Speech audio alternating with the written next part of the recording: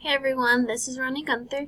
My acrostic poem is over freedom, so social studies. This is aimed towards sort of younger grade levels, first, second grade, when maybe talking about 4th of July, even though that's a summertime holiday, talking about basic things about the history of the United States and stuff like that. So nothing too in depth, but something that I think is important for students to understand. So here we go.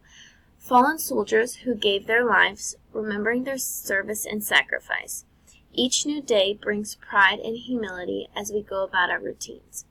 Evil cannot overpower the blood, sweat, tears, and love that go into this country and our people. Dreams are accomplished as we continue to say thank you to the ones who fight for us daily. May freedom one day be truly and completely free. Thank you.